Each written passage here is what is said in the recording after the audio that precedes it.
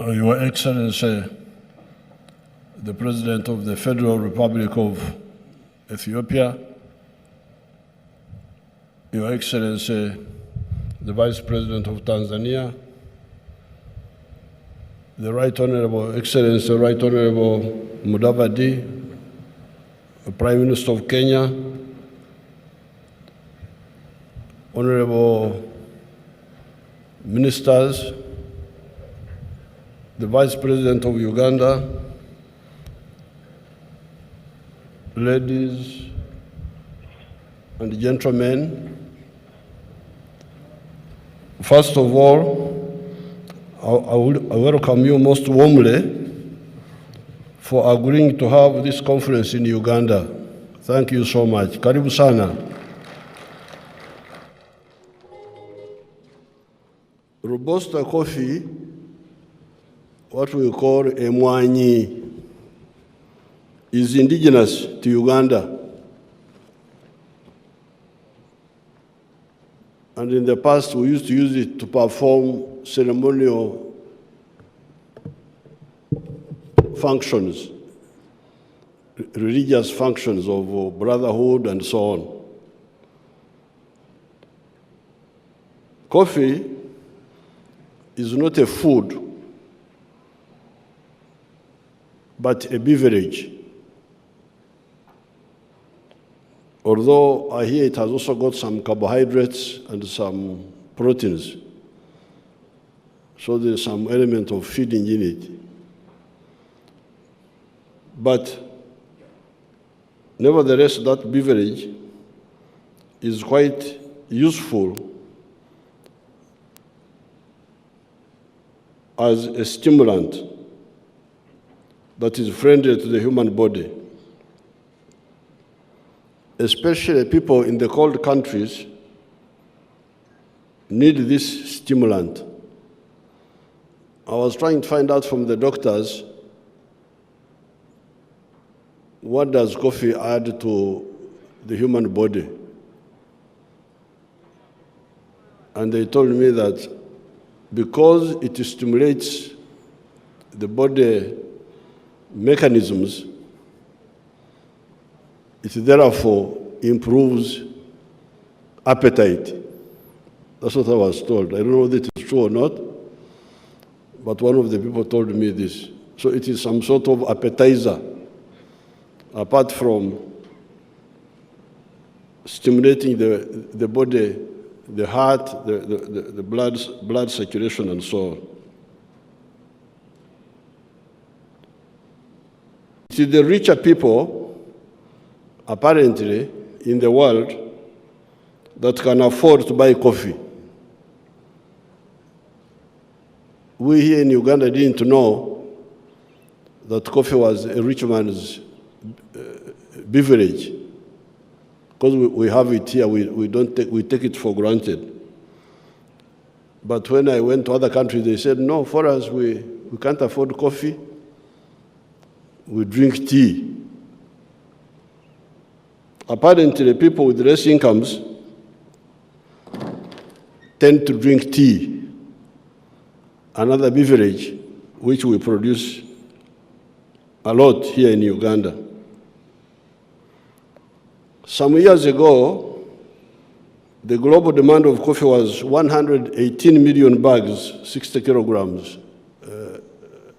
118 million bags of 60 kilograms each. I hear that the global demand has now gone to 160 million or more, 60 kilogram bags. Why? Apparently, as already pointed out above, affluence converts some of the tea drinkers into coffee drinkers. Therefore, I hear that Chinese who used to drink tea, because they have more money now, they drink coffee.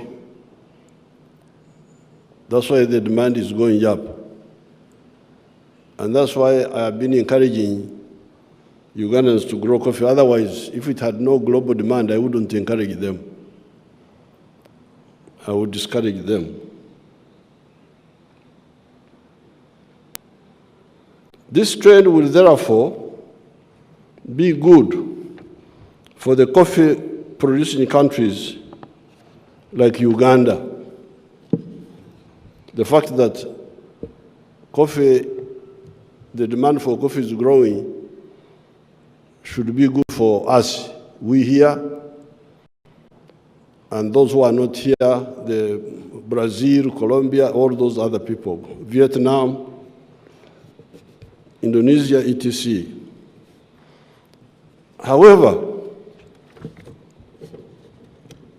out of the US dollars, 460 billion global coffee value. The coffee producing countries of the whole world, we here and those who are not here, only take US dollars 25 billion. That's where there is a problem. The coffee value in the world, 460 billion. But all the coffee growing countries of the world, they share only $25 billion.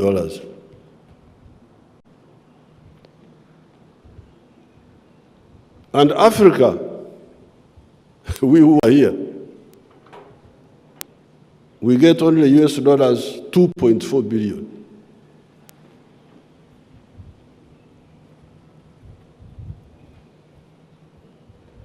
$2.4 billion out of a business of $460 billion. Uganda takes $845 million of this. Of the 2.4 billion, Uganda takes more than 1/3 because of the volumes we produce here.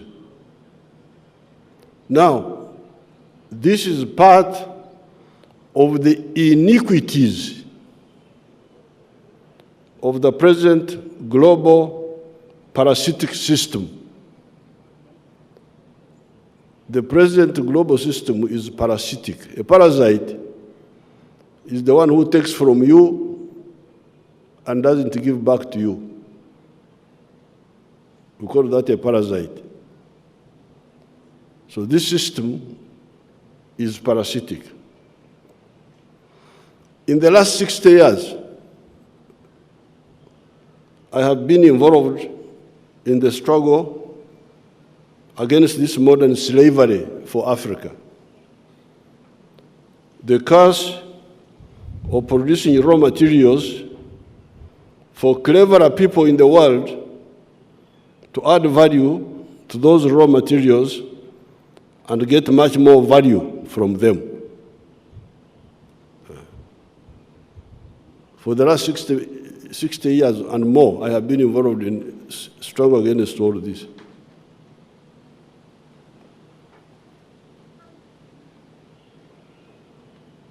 A kilogram of bean coffee of good quality may go for US dollars 2.5 billion to $2.5 a kilo of good quality.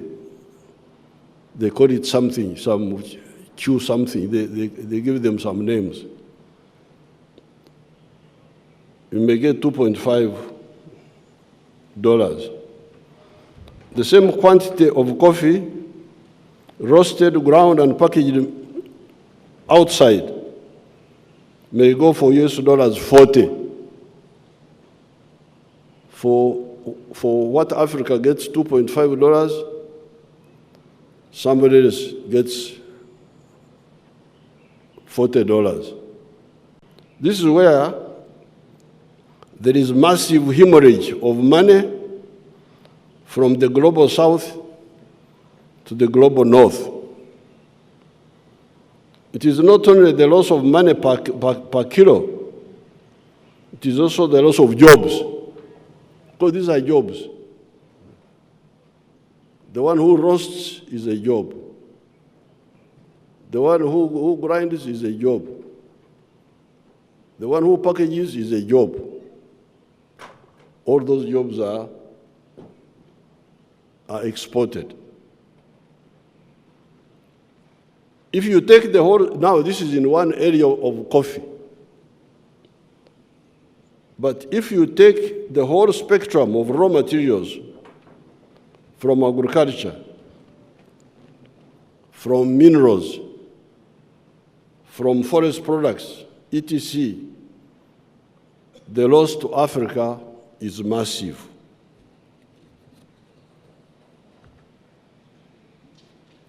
Right from the student days in our movement in the 1960s, we put forward the strategy of building Uganda's economy as an independent, self-sustaining one with both vertical and horizontal integration.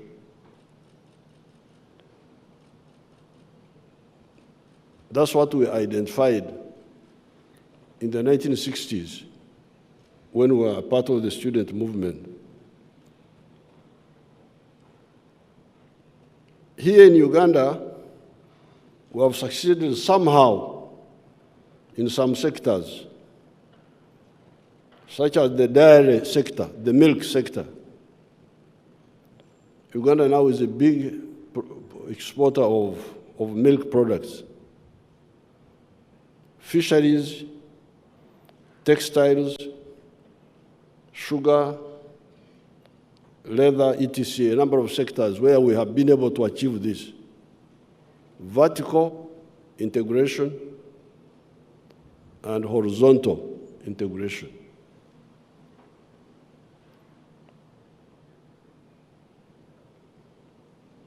And that's how, like, as we speak today, inflation in Uganda had gone to 10-point-something% during Corona. Our inflation rate had gone to 10-point-something. And these Ugandans were panicking that they don't have bread from Ukraine and Russia. I said, why do you eat bread? Eat cassava, forget about bread. Now inflation is 3.9%, it has come down. I don't know in other countries, but here the inflation has come down, partly because of this, where we have achieved some degree of vertical and horizontal integration. If, for instance, you say that you have got a tourism industry, but all the food the tourists eat is imported, there is no linkage. There is no horizontal linkage between the tourism and your agriculture. This is where there would be a problem. But here in Uganda, we produce a lot of food, and that's how I think somehow there's a linkage between the tourism sector and agriculture. However, in many sectors, including the coffee sector, we are still losing a lot of money and jobs on account of this distortion. That is why I banned completely, some years ago, the export of unprocessed minerals. I banned them. I'm not popular in some areas. I'm not popular in some areas, but God is my savior. I'm not bothered. There was one Indian group which came and linked with my people here.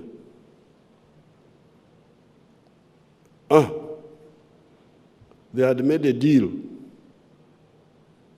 to export iron ore, iron ore from the ground. Iron ore from the ground is soil. So these people had agreed to export to India iron ore. How much will you get, sirs and madams? We shall get $47 per ton of iron ore. When the Indian takes the iron ore and processes it into steel in India, how much does he get? He gets like now, I think now it's like $700. Now. At one time it had gone to 900, then it came to 500, 600. So you have got these wonderful Ugandans exporting our iron ore for $47 a ton, and then somebody is going to get 600, 700 from the same iron ore. There is some little variation in the calculation, because when you process 1 ton of iron ore, our iron ore is very high grade. It's the best in the world. So if you process 1,000 kilos of iron ore, you get 700 kilos. So in order to get 1 ton, you need to add more, some little, we call it chibaro in our language here, calculation. But the loss of value is huge. And remember, this person, you are not only losing money, you are losing jobs. The people who will be manning the steel factories in India will not be my grandchildren. It will be the Indian children. So how can we have something like this in Africa and we tolerate it?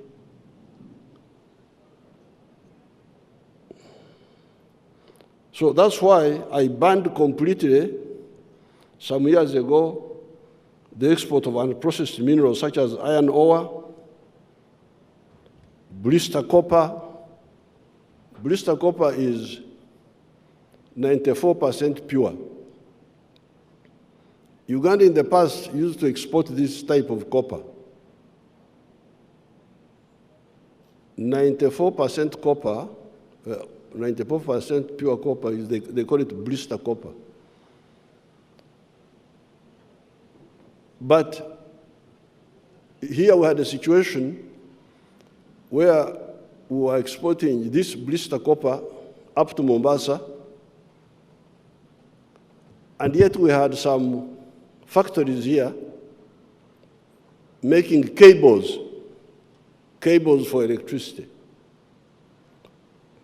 and some factories which wanted to make transformers for electricity. But they couldn't use this blister copper because it is not pure enough. So the blister copper had to be exported out. And then our wonderful planners were now to wait for imported cathode copper. The cathode copper is the one which is 99 point something pure. This is the one you can use now directly in the cables and in the transformers. So here we had copper, but our copper had no linkage with our cables industry, had no linkage with our transformer industries.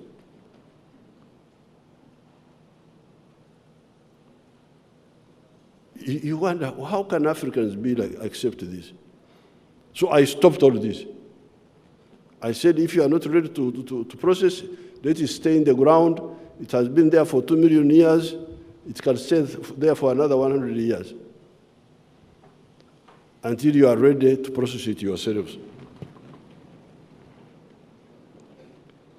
Wolfram, tin ore, lithium. There's now a new war for lithium. Your brothers and sisters here in Uganda have woken up. They are now making, manufacturing electric vehicles, buses, small cars. They are making them because they are highly educated. If you ask these people, they are very highly educated. PhD, I don't know what. So they have woken up now. They are using their education to produce. But now the issue you have is the one of electric batteries. And I hear lithium is one of the inputs to make electric batteries. So we have got lithium here. I said, no lithium will be exported. You make the electric batteries here if you are my friend and export those. Why do you want to export low value and you get more value?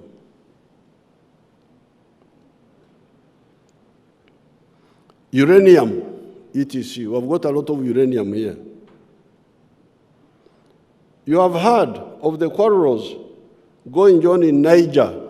There's a crisis now in an African country known as Niger. I think some of our friends from West Africa know it better, Togo and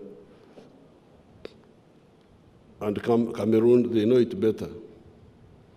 You have heard of the quarrels going on in Niger, in West Africa, about uranium being taken to Europe. That's how I came to know recently. When this crisis started, we started getting information that apparently Niger is exporting a lot of uranium to Europe and to France for them to use in their nuclear power stations to generate electricity for themselves. So this morning I took interest. I said, by the way, what is the electricity supply in Niger?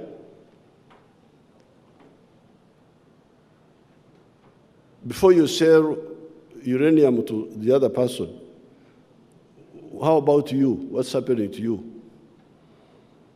Now I found, I was told, there is a measurement they call kilowatt hour per capita. Kilowatt hour per capita. Apparently, the kilowatt hour per capita of electricity in Niger is 51. 51. Every person in Niger is using 51 kilowatt hour per capita. The GDP of Niger is US dollars 613. Now, here in Uganda, our kilowatt hour per capita was very low, was like this some years ago, was as low as this one of Niger. But now it's about 300, still very low, but that's where it is. Then how about the United States? What is the kilowatt hour per capita of the United States? 12,000.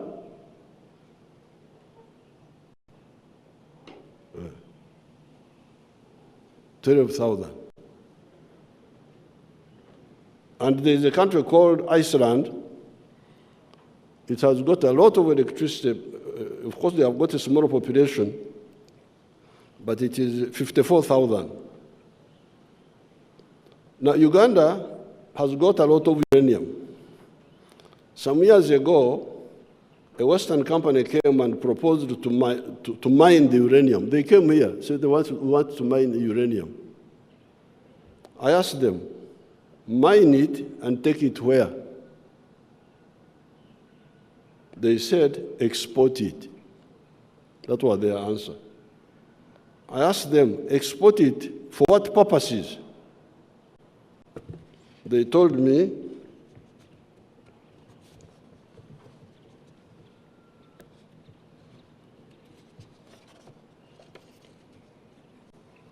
for the purposes of generating nuclear energy, for electricity, and other uses such as medicine, vector control, etc. I then asked them, have you heard a rumor that there are some human beings here in Uganda who need electricity, who need nuclear medicine, and who need vector control services? I asked them, you want to take the uranium, but have you heard a rumor that there are some human beings here?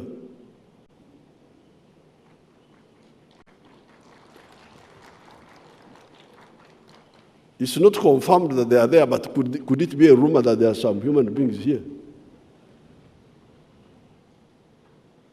Why don't you propose to build that capacity here for the benefit of these human beings who live in Uganda? And maybe we can put aside some quantity of uranium for supporting the economies of our friends in the West. After that, after you have addressed my issue, I can also share with you so that you also go and solve yours. But to tell me that you solve my problems and forget yours, I cannot accept that.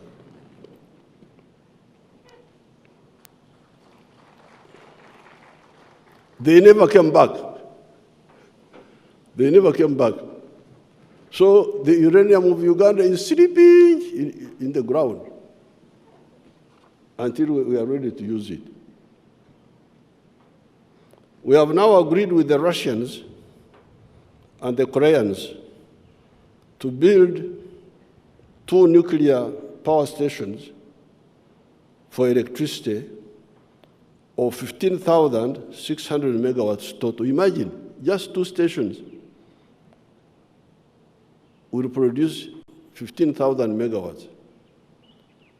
One, 7,200 megawatts, the other one, 8,400 megawatts.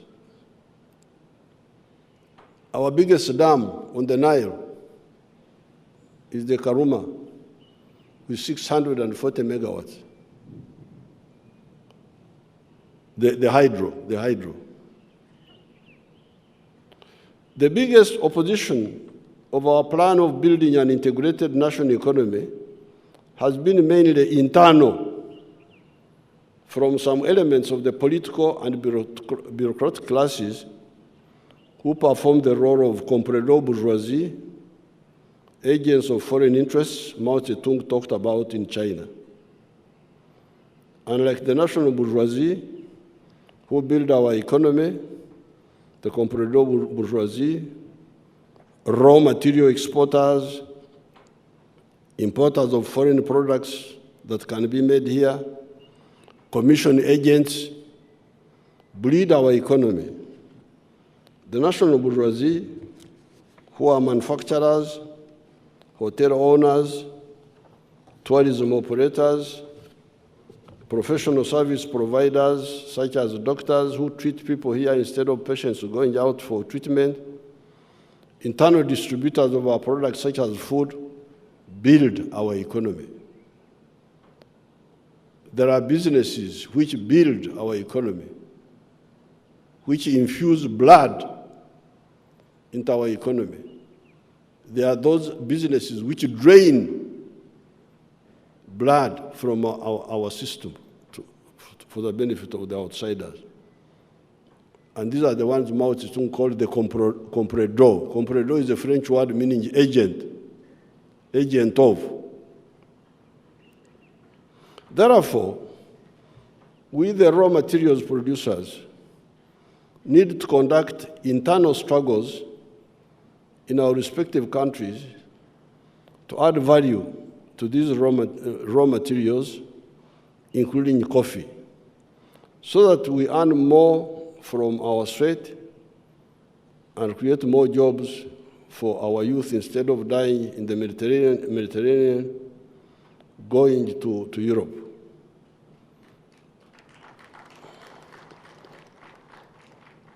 We also need to sensitize our partners in the countries that have been buying our raw materials at same slave prices that their economics is defective.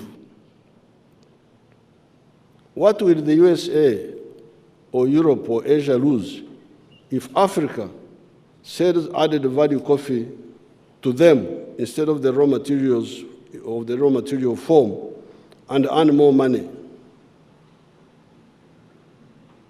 What if the value addition is done to other raw materials like copper, gold, iron ore, lithium, etc.? Money to Africa will mean higher purchasing power for Africa. The Africans who now lack electricity will be able to afford to pay for electricity. Where will the turbines come from, the ones for generating the electricity? Will they not come from Europe, USA, Russia, China, or from other partners? So what we are proposing by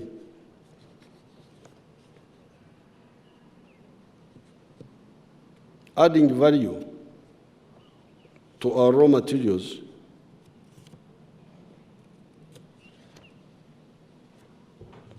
will mean putting more purchasing power in the hands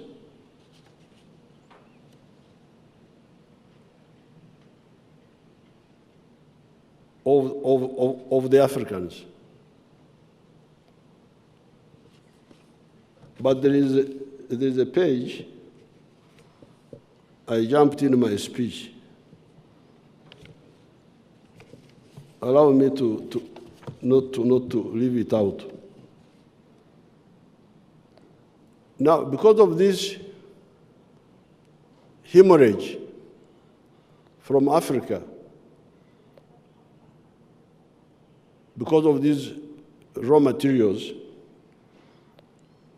that's why the economy of Africa is stunted. African economy is stunted. I had jumped this, very sorry, very sorry. That's why the economy of Africa is stunted. Somebody from stunted growth is somebody who can't grow. The GDP of the whole massive African continent, with a population now of about 1.5 billion people, is US dollars 2.7 trillion. What are the GDP sizes of other much smaller individual countries? Here below are some examples. USA, 25.5 trillion. Africa, 2.7 trillion. USA, 25 trillion. China, 17.9 trillion, almost 18 trillion. Japan, $4.2 trillion. Germany, $4 trillion. India, $3.38 trillion.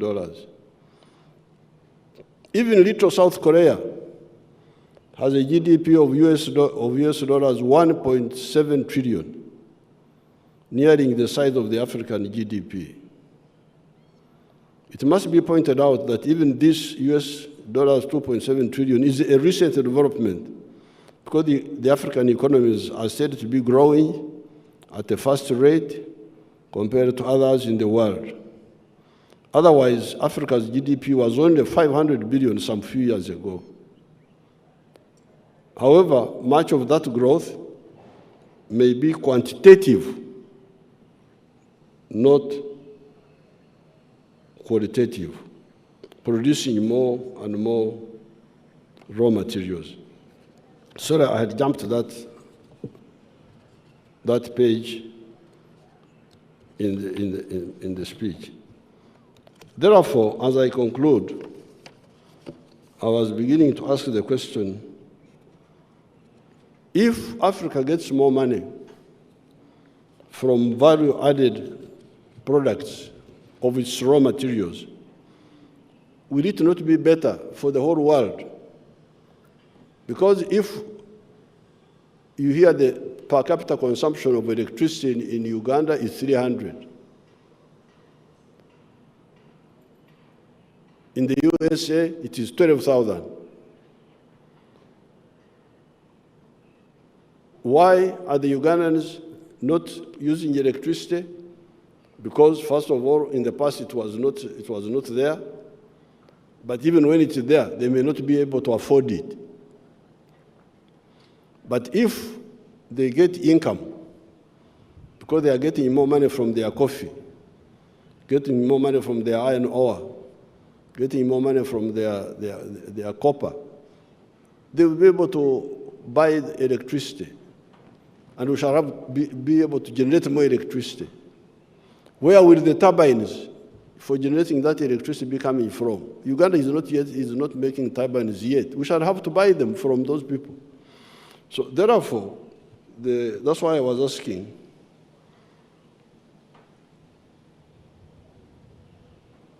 the question was, how can greed obscure rationality to such an extent? Why can't people see what is good for all of us? In conclusion, I propose to say that global affluence will benefit everybody.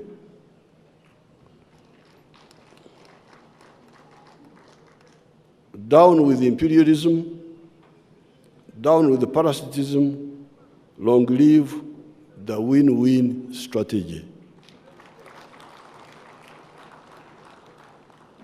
With these not so few words, I declare the conference open.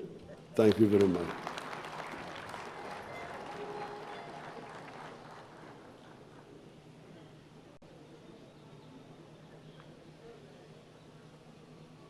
Thank you, Excellency.